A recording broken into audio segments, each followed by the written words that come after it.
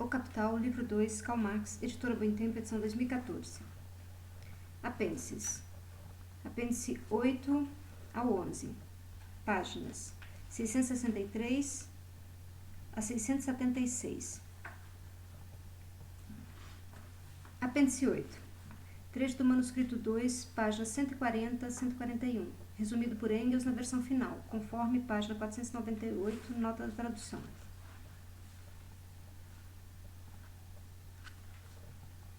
O que Adam Smith não ousou, o fez seu vulgarizador Say, a saber, extrair a verdadeira consequência de sua análise do preço. Ele afirma expressamente que, socialmente considerada, não existe qualquer diferença entre a renda bruta e líquida, e que, por conseguinte, o produto social inteiro se decompõe em rendas que a cada ano podem ser inteiramente consumidas como salário do trabalhador, lucro dos capitalistas e renda fundiária do proprietário da terra. Cita: um homem com uma renda de 10 mil francos e que consuma inteiramente é considerado como não tendo renda, devido ao fato de tê-la consumido por inteiro. O produto líquido só pode ter relação com os interesses privados. Cada empreendedor em particular considera, a questão é, portanto, puramente subjetiva, como produto líquido o que ele recebeu depois de descontado o que ele pagou. Mas o que ele pagou, que para ele era um investimento, era um produto líquido, para aquele ao qual ele pagou. O fabricante de tecido compra lã do agricultor. Esse valor, que de sua parte é um investimento, é um lucro para o agricultor, uma parcela da renda do agricultor. O agricultor, por sua vez, só considera como produto líquido aquilo que ele recebeu depois de deduzidos seus gastos. Mas seus próprios gastos formaram a renda de alguém, de seu criado de charrua, por exemplo, cujo trabalho eles pagaram. E foi assim que o valor total de todos os produtos se distribuiu em rendas na sociedade. Nota da tradução. O texto citado em sua língua original. Conforme Say, Trade Economique Politique, terceira edição, Paris, Chez de Terville, 1817, tomo 2, página 64. Portanto, como o valor de todas as mercadorias se decompõe em salário mais valor, em salário mais lucro mais renda fundiária, e cada um desses componentes de valor constitui a renda para o trabalhador, o capitalista ou o proprietário fundiário. E como o capital variável adiantado dos capitalistas se decompõe em salário para o trabalhador e assim em renda, então o valor do inteiro produto social anual decompõe-se em rendas, podendo, desse modo, ser consumido anualmente. Quanto à parcela constante de valor, ao valor dos meios de produção consumidos na produção, a parcela do valor produto anual, a qual forma o capital constante, ela não é mais do que uma aparência subjetiva, ou só é verdade do ponto de vista do capital individual.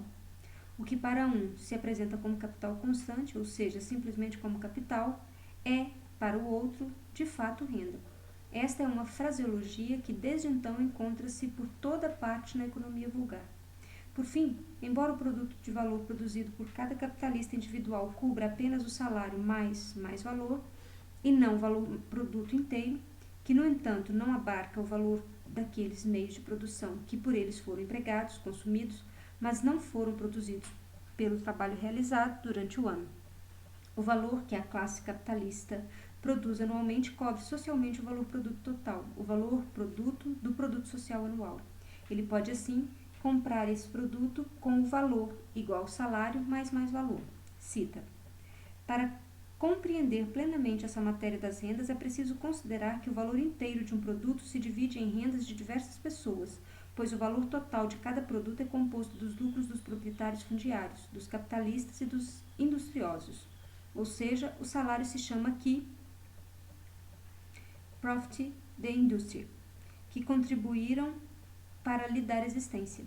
É o que faz com que a renda da sociedade seja igual ao valor bruto que foi produzido, e não, como o imaginava a seita dos economistas, ao produto líquido da terra. Ibidem, página 63. Na nota da tradução, vem o texto na língua original, em francês. Também Proudhon, diga-se de passagem, apropriou-se dessa descoberta de Say. A análise smithiana dos preços, levada a essa consequência correta, necessária de seu ponto de vista, porém claramente absurda, provocou naturalmente uma oposição e precisamente de alguém que aceitava o dogma smithiano, e com base neste último havia declarado como impossível toda análise definitiva do preço da mercadoria. Esse alguém era Stork. Cita: o Sr. Jobei Say afirma que a renda de uma nação é igual a seu produto bruto, isto é, que não há nada a descontar dessa renda para os custos de produção. É claro que o valor produto anual se distribui parte em capitais, parte em lucros, e que cada uma dessas porções do valor produto anual irá comprar regularmente os produtos das quais tal nação necessita, tanto para comprar seu capital quanto para repor seu fundo de consumo. Pergunta-se se a renda de uma família que satisfaz seu próprio trabalho a todas as suas necessidades, e disso há muitos exemplos na Rússia. Se a renda de uma família é igual ao produto bruto que resulta de suas terras, de seu capital e de sua indústria, poderia ela habitar seus próprios celeiros ou seus estábulos, comer suas sementes e suas forragens, vestir-se com a pele dos seus animais de trabalho, divertir-se com seus instrumentos de aragem? Partindo da tese do Sr. Say, seria preciso responder afirmativamente a todas essas questões. Say considera o produto bruto como renda da sociedade e disso conclui que a sociedade pode consumir um valor igual a esse produto. A renda líquida de uma nação não é o excedente dos valores produzidos sobre a totalidade dos valores consumidos, como Say imagina, mas apenas sobre os valores consumidos para produzir. Portanto, se uma nação consome em um ano todo esse excedente, ela consome toda a sua renda líquida. Se admite que a renda de uma nação é igual ao seu produto bruto, isto é, que não há capital, isto é, nenhum capital constante, pois o valor do capital variável é consumido pelos trabalhadores como salário, logo como renda, a ser dela deduzido, é preciso admitir também que ela pode gastar improdutivamente o valor inteiro de seu produto anual, sem prejudicar em nada sua renda futura. Os produtos que constituem o capital de uma nação, isto é, seu capital constante, não são consumíveis. Stock, Considerações de natureza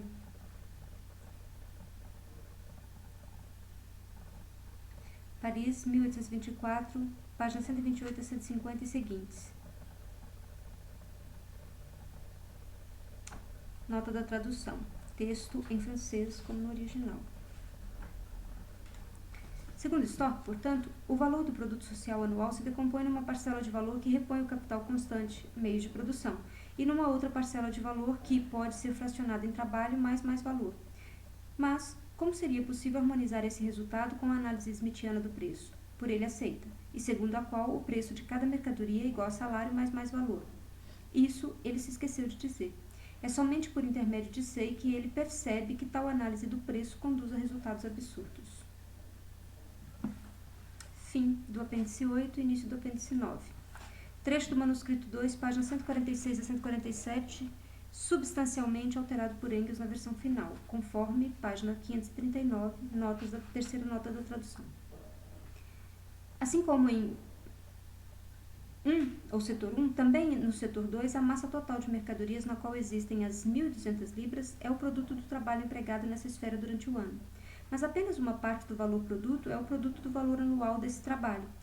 Este se representa em 1/3 do valor produto, igual a 200 de variável mais 200 de mais valor. A outra parte do valor produto, igual a 800 libras. Portanto, também a parte da massa de produtos no valor de 2/3 do produto apenas volta a aparecer, não sendo de modo algum, portanto, uma parte que é produzida durante o ano ou no setor 2. Ou seja, uma vez que ela dispõe do trabalho anual empregado no setor 1, uma parte produzida pelo trabalho anual da sociedade, produzida pelo trabalho anual da sociedade. O produto é produto do trabalho anual, não o valor total desse produto, mas apenas uma parte dele. O valor contido nos meios de produção do setor 2 foi transferido ao produto do setor 2 por meio da forma concreta especial do novo trabalho adicionado em 2, uma vez que é justamente o trabalho novo e, por conseguinte, criador de valor que tem de ser adicionado numa forma concreta na qual ele transfere o valor velho ao produto novo. Ver livro 1, conforme livro 1, páginas 277 a 278, o espaço indicado para o número da página foi deixado originalmente em branco por Marx, conforme segue. Se agora analisarmos em seu conjunto o movimento inteiro do produto mercadoria anual, obtemos meios de consumo no valor de 600 libras, mais precisamente. E no setor 2, meios de produção no valor de 1.200 libras, mais precisamente.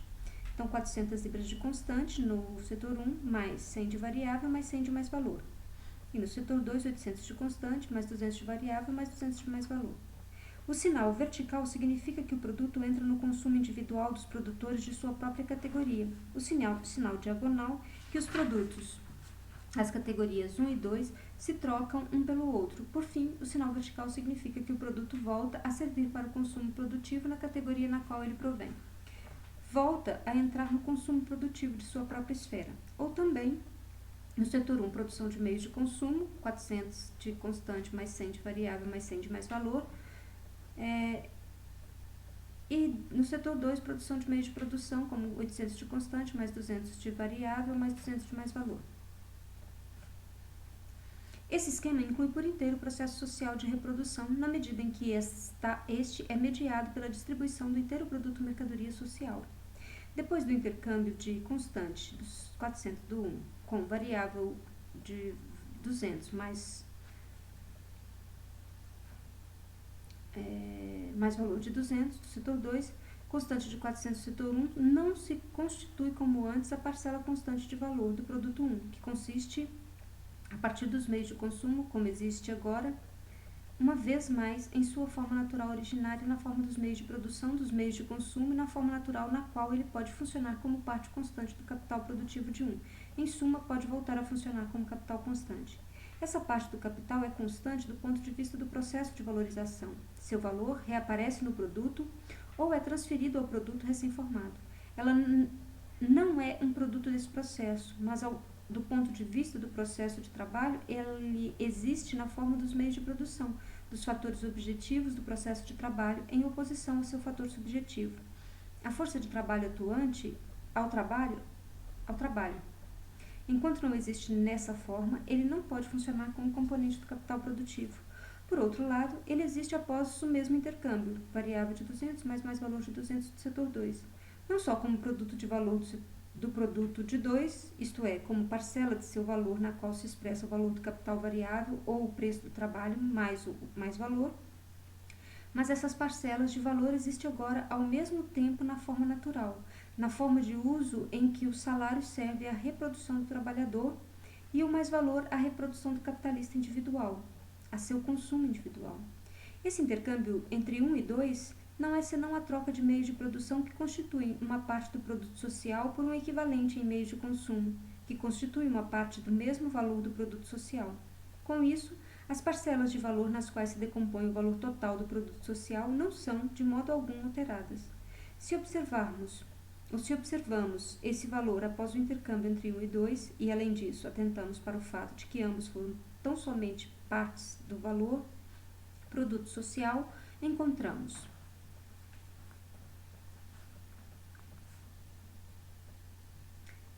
ou o valor produto social se decompõe exatamente nos mesmos componentes de valor que encontraríamos para o produto de um capital individual de 1.500 libras, consistindo de 1.200 de capital constante e 300 de capital variável, e cuja taxa de valorização fosse de 100%, de acordo com o que expusemos no livro 1, o valor seria de 1.800 libras, mais detalhadamente, igual a 1.200 de constante, mais 300 de variável, mais 300 de mais valor.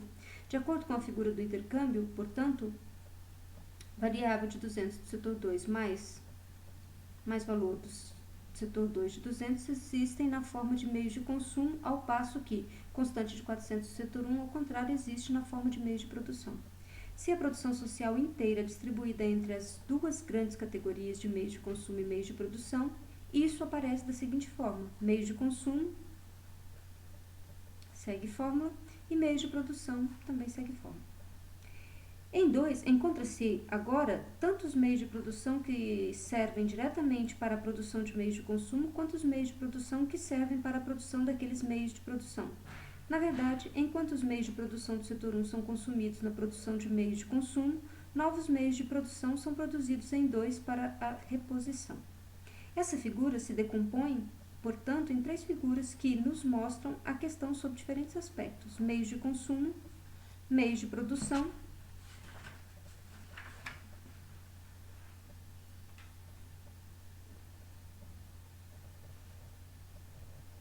que se configuram. Fim do apêndice 9, início do apêndice 10. Trecho do manuscrito 2, páginas 148 a 149, não incluído por Engels na versão final, conforme página 532, nota da tradução.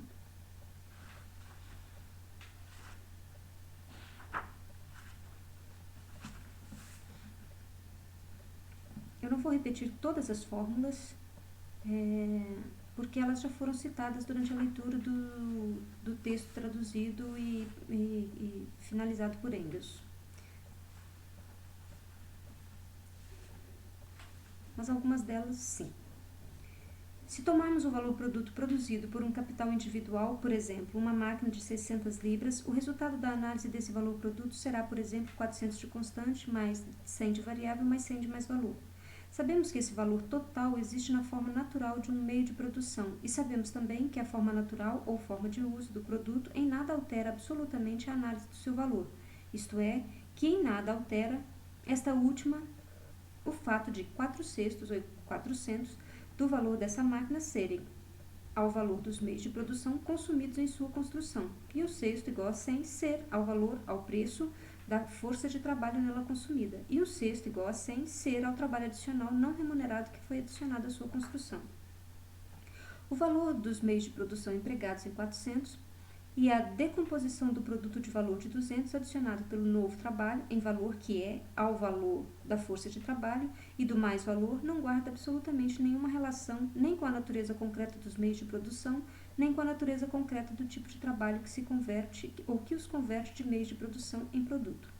Na medida em que se possa reconverter seu valor produto em capital, basta-nos a ideia de que no interior do processo de circulação 400 libras se convertem ou reconvertem em meios de produção, sendo 100 de variável, gastos em meios de consumo pelos trabalhadores e 100 de mais valor pelos capitalistas.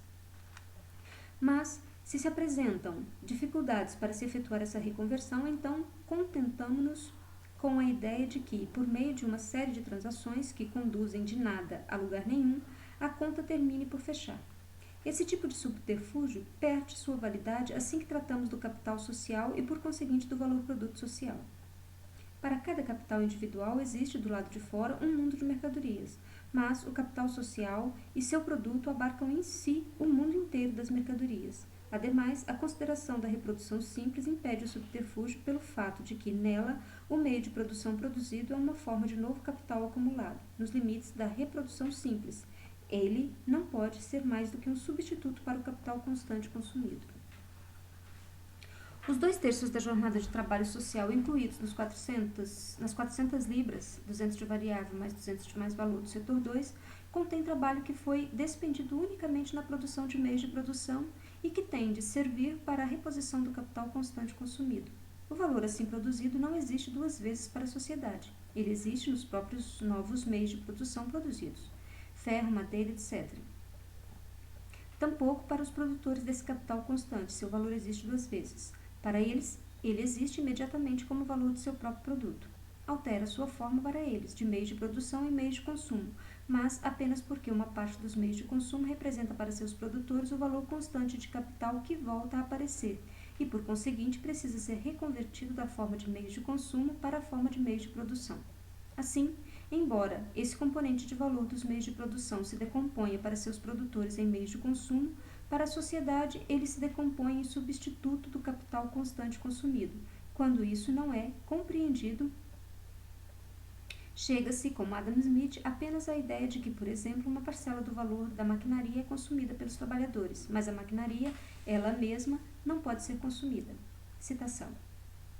Todo o gasto de manutenção do capital fixo tem de ser evidentemente excluído do lucro líquido da sociedade. O preço desse trabalho, que esse capital produz, pode de fato fazer parte dele. Aqui, portanto, entende-se por NIP-REVEN, ou renda líquida, da sociedade, a parte de seu produto que entra no consumo individual, não só dos capitalistas, mas também dos trabalhadores.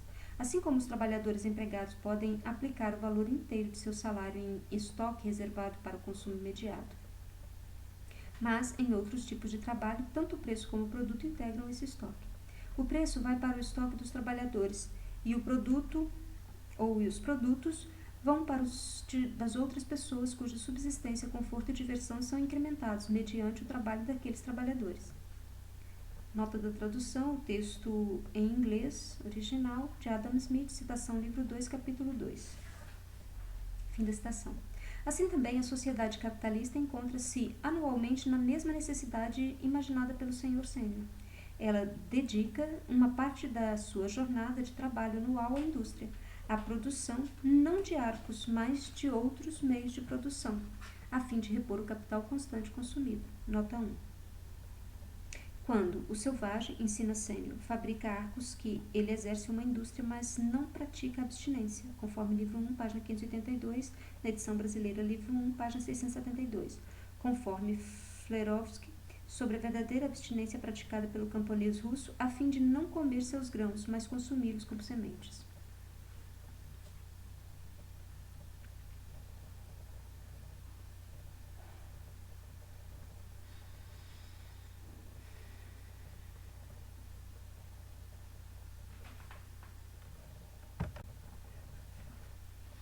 Não é nenhum segredo, portanto, de onde sai o capital que repõe no ano seguinte o capital constante consumido neste ano. Desse modo, porém, procede-se de trás para frente, tomando-se como base da produção os meios de produção ou o capital constante já existentes. Certamente, pode-se remontar não só ao selvagem de Sênior, mas ao selvagem de Torrens, ao qual a natureza fornece pedras e paus. Numa palavra, seus meios de produção. Mas tão logo se trata dos meios de produção como capital constante, pressupõe-se já a produção capitalista e os processos por meio dos quais os meios de produção existentes se converteram em capital. Se considerarmos agora a fórmula tal como ela se apresenta após o intercâmbio entre constante de 1, variável e mais valor de 2, encontramos na série de 1 meios de subsistência, variável de 1 mais variável de 2 igual a variável e do mesmo modo mais valor de 1 mais valor de 2 igual a mais valor. Portanto, variável mais valor igual a 600 libras e na série 2, meios de produção, constante de 1 mais constante de 2 igual a 1.200 libras, variável de 1, assim como variável de 2. Não é mais do que uma mera parte do produto social total que figura sob uma parcela de valor harmônica desse produto. Obtemos, assim, meios de consumo e meios de produção. Se expusermos essa fórmula de modo que as partes do capital que pertencem uma a outra pareçam simultaneamente os componentes de valor do produto ou componentes de valor do capital social adiantado, obteremos, então, meios de consumo, meios de produção e uma fórmula, isto é, absolutamente a mesma fórmula que obteríamos se decompuséssemos o valor produto de um capital individual, onde as 1.500 libras, das quais 1.200 são gastas em meios de produção e 300 em força de trabalho, e cuja taxa de valorização é igual a 100%. O valor dos meios de produção, isto é, da parte constante de capital, reaparece como um mero elemento do valor produto, sendo transferido ao produto apenas na medida em que esses meios de produção funcionarem efetivamente como fatores objetivos do trabalho vivo, e desse modo foram transformados em novos produtos, enquanto o trabalho vivo, como trabalho útil concreto, como tipo, modo particular de trabalho, transforma os meios de produção em produto e assim transfere o valor dos meios de produção ao produto, ou seja, faz com que ele reapareça como elemento do valor produto. Ele cria, durante toda a sua atividade, valor novo e, portanto, adiciona ao valor constante que reaparece ou ao valor dos meios de produção consumidos um novo produto de valor que é igual a variável mais valor. O valor total de cada novo produto é, portanto, necessariamente igual ao valor dos meios de produção que reaparece, ou a parcela constante de valor mais o produto de valor, que lhe foi incorporado no interior do processo de produção do produto total. De fato, no setor 2, meios de produção, está contido os meios de produção consumidos, um valor de 800, ou seja, 4/3 ou 1 1/3 da jornada social do trabalho. Se a jornada social de trabalho se expressa em 600 libras, então em 800 libras temos 1 1/3 ou 4/3 da jornada social do trabalho. A expressão de valor disso reaparece como parte do valor produto igual a 800 de constante ou 800 do produto de meio de produção de meio de consumo. O trabalho vivo que transformou esses meios de produção em novos produtos, na verdade, reconverteu-os em novos meios de produção. Abarca um tempo de trabalho, 2/3 da jornada social do trabalho. Assim, ele adiciona ao valor dos meios de produção, da produção de meios de produção, um novo produto de valor de 400 libras, ao qual se divide em variável ou 200 de variável mais valor de 200, ou 200 de mais valor. Essa divisão no novo valor adicionado de 400 em variável e mais valor não altera em absolutamente nada sua grandeza. Inversamente, sua grandeza determina a grandeza da nova soma de valor de variável mais valor. Portanto, o inteiro valor produto de 2 ou meios de produção e a expressão de valor de 4/3 mais 2/3 da jornada de trabalho igual a 6/3, que é igual a 2 jornadas sociais de trabalho, que é igual a 1.200.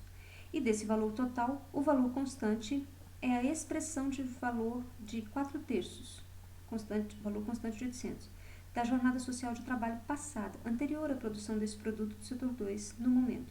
Ao passo que 400 libras, igual a variável de 200 mais valor de 200, é a expressão de valor de 2/3 de trabalho vivo adicionado ao seu processo de produção. Por outro lado, em meios de consumo, o valor dos meios de produção consumidos ou da parcela constante de valor a qual voltou a reaparecer no valor produto de 400 de constante é a expressão de valor de 2/3 da jornada social de trabalho. O trabalho vivo que transforma esses meios de produção em meios de consumo dura 1/3 da jornada social do trabalho e assim adiciona à parcela constante de valor um novo valor de 200 libras que se divide em variável mais valor, ambas de 100. O valor total do produto 1, isto é, de 600 libras, meios de consumo, é a expressão de valor de uma jornada social de trabalho no qual 2/3, que é igual a 400, é a expressão de 2/3 do trabalho passado, anterior ao processo de produção dos meios de subsistência e 1/3, igual a 200 libras, é a expressão do trabalho desprendido no processo de produção desses meios de subsistência. Vejamos então o produto total e o valor produto. O valor produto de 1.800 libras, constante de 1.200, mais variável de 300, mais valor de 300, e o produto total em meios de produção, mais meios de consumo. Fim do apêndice 10, apêndice 11. Trecho do manuscrito 2, página 160, substancialmente alterado por Engels na versão final, conforme página 581, nota da tradução. Vimos livro 1, capítulo 1, nota da tradução. Marx refere-se provavelmente à primeira edição do livro 1, de 1867, na qual as seções eram chamadas de capítulos. Que a massa monetária existente num país é maior que a massa de dinheiro constantemente absorvida na circulação de mercadorias, entesouramento, etc. Isso se aplica ainda mais, portanto, no caso da massa monetária absorvida pela circulação da massa das mercadorias anualmente produzidas, pois nelas circulam como mercadorias todo tipo de coisas que não foram produzidas durante o ano em curso, como, por exemplo, terrenos, casas, etc. Isso vale igualmente no caso de produtos cujo período de trabalho se estende por vários anos ou por mais de um ano, como animais de trabalho, animais para o consumo, madeira e vinhos, etc. Disso não se segue, no entanto, que todas as mercadorias que não são produzidas nem consumidas durante o ano necessitam de circulação monetária especial. Por exemplo, o trabalhador usa uma parte do seu salário para guardar aluguel de casas que estão construídas há muito e ainda durarão por um longo tempo. Com esse dinheiro, o locador satisfaz suas necessidades. Assim, a mesma soma de dinheiro circula o valor fracionado das casas, o qual não integra o ponto anual ou uma parcela desse produto. É importante observar que para certos fenômenos encontra-se sempre, além da massa monetária requerida para a circulação de mercadorias e especialmente para o valor produto anual, certa quantidade de dinheiro em estado latente inativo, mas que pode entrar em funcionamento ao receber um dado impulso. Por outro lado, o processo total de reprodução não requer a circulação monetária para todos os seus movimentos. Em primeiro lugar, dela está excluído todo o capital produtivo em funcionamento, assim como o capital produtivo latente, tal como estoques de produção em posse de produtores, maquinarias, edifícios, etc., que ainda não entraram em funcionamento. Do mesmo modo, todo produto que, em vez de funcionar como capital mercadoria, é diretamente consumido pelo produtor, seja individual, como parte de sua renda, seja produtivamente. Isto é, ao reingressar como meio de produção no processo do qual saiu como produto. Ou pode também significar que que o capitalista desembolsa parte de seu capital variável não em dinheiro, mas sob a forma natural do seu produto, como ocorre, por exemplo, quando os arrendatários pagam seus trabalhadores em produto agrícola ou etc. Quando se trata do produto de valor anual, não do valor produto, deve-se computar em todos os produtos cujos períodos de trabalho duram mais de um ano, apenas o valor a eles adicionado durante o ano. Por exemplo, no valor do vinho antes da colheita realizada no início deste ano, mas apenas o valor adicionado ao vinho durante este ano. O mesmo vale para o gado, embora, em todos esses casos, o trabalho deste ano não produza o valor produto durante o ano corrente, mas apenas uma fração maior ou menor desse valor. Ele obtém, por meio da continuidade do produto, também seu valor do ano anterior, entre outras coisas, já existente. Se o vinho não é trabalhado do modo correto, ele perde, com seu valor de uso, também seu valor. O mesmo ocorre quando o gado está em questão. Ou outros. Se construções, etc., iniciadas não são continuadas, todo o trabalho anterior é jogado fora. Nota da tradução, colchetes de Marx. Todo parágrafo. Massa monetária. A massa monetária que o produto anual faz circular e que aqui temos particularmente de examinar já existe, portanto, na sociedade. Ela foi acumulada pouco a pouco nesta última. Ela não integra o produto de valor deste ano. É apenas quando se trata de substituir peças monetárias desgastadas, que para a parte do produto anual é trocada por ouro de reposição, etc. Ou pode ocorrer que no próprio país uma certa soma de capital social e da força de trabalho social seja despendida no ramo dedicado à produção dos metais preciosos. Por ora, isso pode ser completamente abstrato ou abstraído, uma vez que o examinamos mais detalhadamente no item B, nota da tradução. Marx refere-se ao item B. B. Exposição com a circulação monetária mediadora, de acordo com o sumário por ele esboçado na primeira página do manuscrito 2 e aqui reproduzido no apêndice 2, página 647. Desta seção. A soma monetária necessária à circulação é pressuposta como dada, e de fato está dada.